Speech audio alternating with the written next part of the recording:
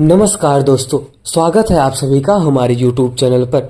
तो आज के इस वीडियो में हम बात करने जा रहे हैं माँ दुर्गा की कहानी और अस्त्र शस्त्र और माता के पास कितनी शक्तियाँ थी उसके बारे में, और साथ ही साथ हम बात करेंगे माँ दुर्गा के 9 रूपों की कहानी। तो चलिए फिर शुरू करते हैं। बस वीडियो में अंत तक जरूर बने रहे और कमेंट सेक्शन में जय माता दी जरूर लिख दे। तो चलिए फिर शुरू करते हैं। माता दुर्गा की कहानी का आरंभ तब होता है जब धरती पर राक्षसों का आतंक बढ़ने लगता है। सबसे प्रमुख राक्षस था महिषासुर, जो एक भेड़िया की तरह था और अपने शक्तिशाली रूपों में आकर देवताओं को पराजित कर रहा था। महिषासुर ने स्वर्ग पर अधिकार कर लिया था और देवताओं को वहां से निकाल भी दिया था। देवताओं ने त्रिलोक में अपने अस्तित्व के बचाने के लिए माँ दुर्गा की आराधना करने लगे। तब ऐसा कहा जाता है कि इस समय देवी भागीरथी ने सभी देवताओं की शक्ति को समेटकर माता दुर्गा का रूप धारण किया। माता दुर्गा ने अपने अद्भुत रूप में आकर राक्षसों का विनाश करने का संकल्प ले लिया। उनकी शक्ति और वीरता ने उन्हें एक अद्वितीय योद्धा बनाया है। और यहाँ से पता चलता है कि माता के पास कितनी शक्तियां थी, जिन्होंने त्रिशूल, ब्रह्मास्त्र, गदा, विष्णु जी का चक्र, ये सब कुछ धारण कर लिया था। तो चलिए फिर शुरू करते हैं अभी माता की शक्तियों के बारे में। अब हम बात करते हैं माता की शक्ति कई रूपों में व्यस्त होती है। अब ऐसा कहा जाता है कि शक्ति की देवी माता दुर्गा शक्ति की देवी मानी जाती है, जो समस्त जीवों की रक्षा करती है। दुष्टों का नाशक, माता ने हमेशा दुष्टों और राक्षसों का नाश किया है, जिससे वे संसार में शांति और समृद्धि ला सके। असुरों का विनाश उनकी शक्ति का प्रतीक है। उनके हाथों में विभिन्न अस्त्र और शस्त्र, जो उन्हें हर प्रकार के राक्षसों से लड़ने में सक्षम बनाते हैं। अब हम बात करते हैं माता के पास कितनी अस्त्र और शस्त्र थे। माता दुर्गा के पास कई ऐसे अद्भुत अस्त्र शस्त्र थे जो उन्हें युद्ध में अद्वितीय बनाते थे। सबसे पहले हम बात करते हैं त्रिशूल, जो भगवान शिव का त्रिशूल है, और भगवान शिव खाली त्रिशूल ही रखते हैं। अब आगे हम बात करते हैं माता के पास ये त्रिशूल, चक्र, गदा सब कुछ है। तो शुरू करते हैं त्रिशूल से। यह माता दुर्गा का प्रमुख अस्त्र माना जाता है, जो उन्हें शक्ति और तेज प्रदान करता है। इसे उन्होंने भगवान शिव से प्राप्त किया था। खड्ग मतलब तलवार, यह शस्त्र दुश्मनों का विनाश करने में माता की मदद करता है। बात करते हैं कमल की। यह प्रेम और समर्पण का प्रतीक है। धनुष और बाण, माता दुर्गा के धनुष और बाण उनके लक्ष्य पर सटीकता से वार करने की क्षमता का प्रतीक है। भुसुंडी, यह शक्तिशाली अस्त्र दुर्गा की गाथाओं से प्रमुख स्थान रखता है। अब हम बात करते हैं कि माँ दुर्गा ने कितने राक्षसों को मारा। सबसे पहले शुरू करते हैं महिषासुर से। यह सबसे प्रमुख राक्षस था, जिसे माता दुर्गा ने महाकाली रुद्र में युद्ध करके पराजित किया था। उसने माता के सामने अपना सच्चा रूप प्रकट किया और माता ने उसे अपने त्रिशूल से नष्ट कर दिया था। शुंभ और निशुंभ, आपने भी सुना ही होगा कि ये 2 राक्षस थे जिन्होंने देवी की आराधना की थी। माता ने इन दोनों को भी अपने अस्त्रों से पराजित किया था। रक्तबीज, यह एक ऐसा राक्षस था जो अपने रक्त के हर बूंद से नए राक्षस उत्पन्न करता था। माता ने इस राक्षस को भी पराजित किया और उसकी शक्ति को समाप्त कर दिया।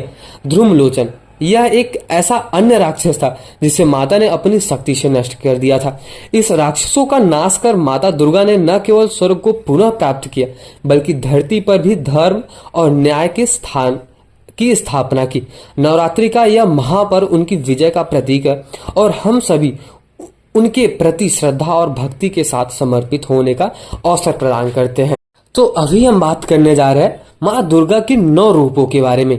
नवरात्रि के दौरान जो अभी चल रहा है, माता दुर्गा के 9 रूपों की पूजा की जाती है। जैसा कि अभी हिंदू धर्म, सनातन धर्म में पूजा की जाती है और आप सभी इस टाइम कर भी रहे होंगे। अब ऐसा कहा जाता है कि इस 9 दुर्गा के जो रूप है, इसे माता दुर्गा का नाम पड़ा 9 दुर्गा। इनको 9 दुर्गा भी कहा जाता है। हर रूप में माता की अलग अलग शक्तियां और गुण है। तो चलिए फिर इनके बारे में जानते हैं। सबसे पहला रूप जो था वो माता का शैलपुत्री के नाम से जाना जाता है। अब यह माता का सबसे पहला रूप था, जिसे हिमालय के राजा हिमवान और रानी मेनावती की बेटी माना जाता है।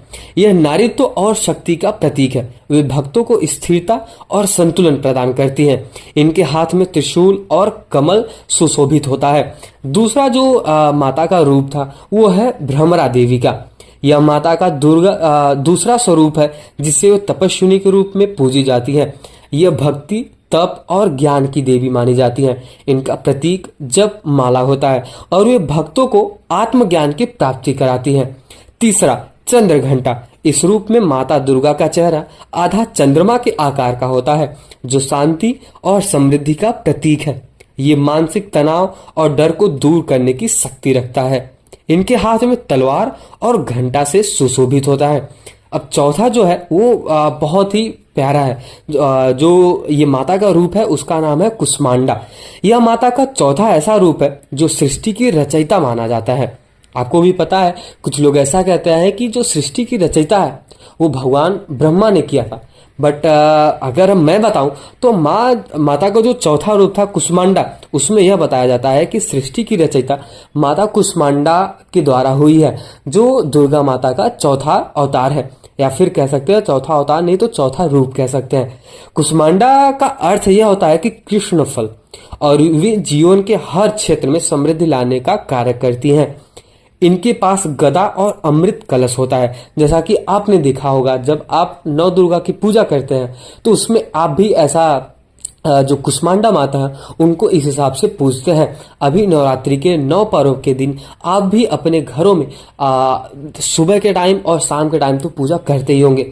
पांचवा जो माता का रूप है वो है स्कंद माता। माता स्कंद माता भगवान कीर्तिकेय की माता मानी जाती हैं। ये मातृत्व और शांति के प्रतीक भी मानी जाती है।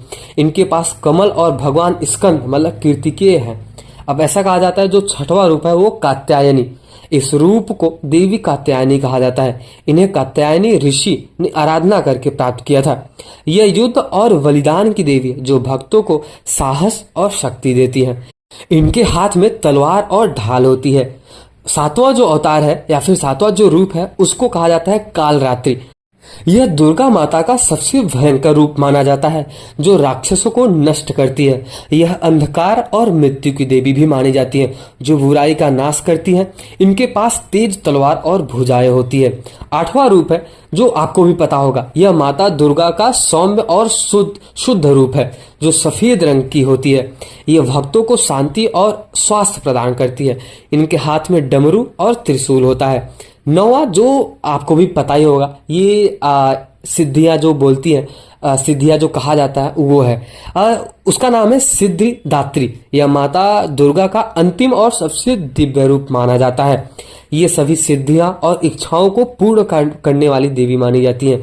इनके पास सभी देवी देवताओं का आशीर्वाद होता है और ये भक्तों को सभी प्रकार की सिद्धियां भी प्रदान करती हैं। इस 9 रूपों की पूजा नवरात्रि के दौरान की जाती है।